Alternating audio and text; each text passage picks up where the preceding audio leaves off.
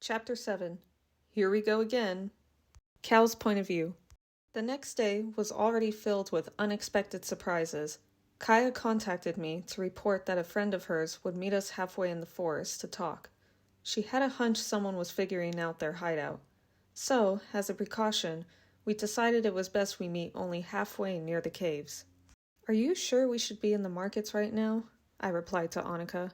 "You there," said one of the merchants. I had my guard up at first, but I quickly lowered it once I realized it was an old woman. "You're gonna want this one," she replies, pointing to a bowl. Annika walks over, letting go of my hand. I follow her closely behind as we both look in the bowl.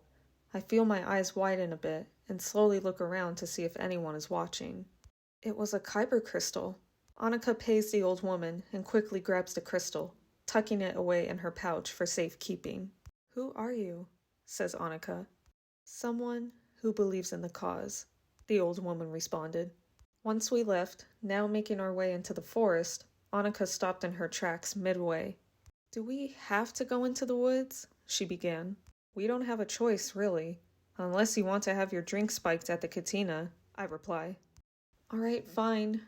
But let's make this quick, okay?" Annika replied.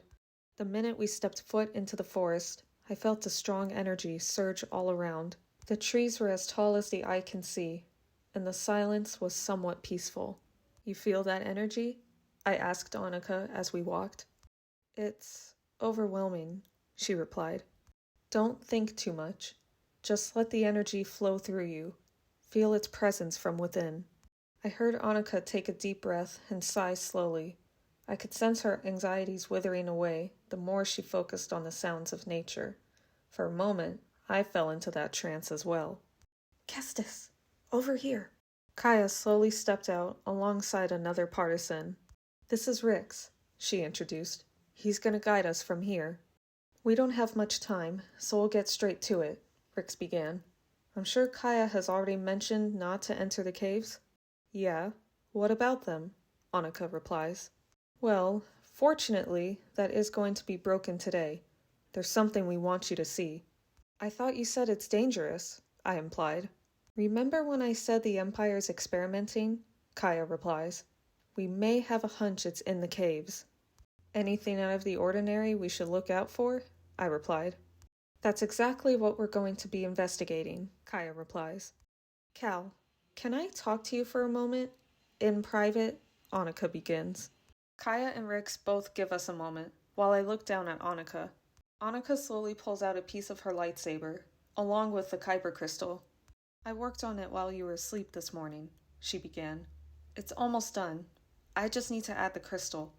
I know you told me to wait, but I was kind of losing patience." "For once, I'm kind of glad you didn't listen to me," I replied. "Let's finish it together." I held Annika's saber while she placed the crystal carefully inside. When she was done, I let her attach the rest of the saber together. A bright indigo color soon ignites out of Annika's lightsaber. She slowly swings it around, admiring the feel of her first Jedi weapon. As she puts it away, she pulls her blaster out, walking over to the entrance of the cave. "I still have a bad feeling about this," she begins. "I know, but we need to face our fears and challenges head on. Together," I replied. Time skip. Annika's point of view. If there was one thing about Batu I disliked, it would most definitely be these caves. Some type of glowing moss lit up the roof the further we dived into it. It was the creepiest vibe I had ever felt. "I see something up ahead," Kaya calls. We followed closely behind and entered what appeared to be an underground cavern. Although it wasn't entirely empty, a large Bacta tank was in the center of the room, filled with wires attached around it. However, it seemed abandoned. Nothing was inside it either, which was odd. Cal walked a bit closer, but cautiously. I examined the circuit boards around the tank, but majority of the buttons had rusted. What kind of experiments was the Empire pulling down here? I questioned. "Annika, over here," Rix calls. I walk over to him to see what he's pointing out. I felt my nerves kick in a bit once I realized it was bones. "Guess someone was here," I began. I turned my head over to Rix and could sense he was holding back. "What's wrong?" I asked. Nothing. This place just creeps me out. I glanced at him, noticing he had something in the palm of his left hand. He stayed quiet and refused to look at me. I slowly looked down and noticed his fingers pressed down against something. Without hesitation, I quickly swiped at his arm, knocking a tracking device out of his hand. "You dirty little traitor!" I yelled. Rix began to run, but before he could escape, something dragged him up to the ceiling. We all looked up to see a giant insect creature staring down at us. Its greenish eyes stared down angrily, but what really intimidated me the most were its pointy, razor-sharp legs. "Oh, so time to go. Run!" says Cal. The three of us barely made it out to the exit of the cave, but once we got outside, our chase was about to begin. The creature definitely seemed smaller compared to being inside, but once it got out, it appeared a lot bigger. "Could this get any worse?" I yelled as we ran. The creature began to spit some type of red liquid, but we all dodged it. Unfortunately for us, it turned out to be acid. "Don't tell me this thing's gonna start flying," I muttered to myself. "It's a Tynera bug," Kaya exclaimed. "We have to lure it near water. They can't swim." "Where are we gonna find a lake? We're in the middle of a forest," I added. "Just follow me," Kaya replied. "I'm done trusting you. I'll distract this thing myself." I ran off in a different direction to lure the creature away. The sound of its ear-piercing screeches nearly sent a shiver down my spine, but I stayed focused as I slid down a nearby hillside. Something shimmered up ahead. It was indeed a lake. Once I made it to the end, I stopped in my tracks until I noticed I was by the edge of a cliff. I turned around only to see the creature slowing down. "Just a little further," I muttered. "Come on, don't stop." "Annika, get out of there, now!" Cal yelled. The creature leaped out towards me, but I reacted quickly and ducked. However, it tried swiping its arm at me, and that's when I pulled my lightsaber out.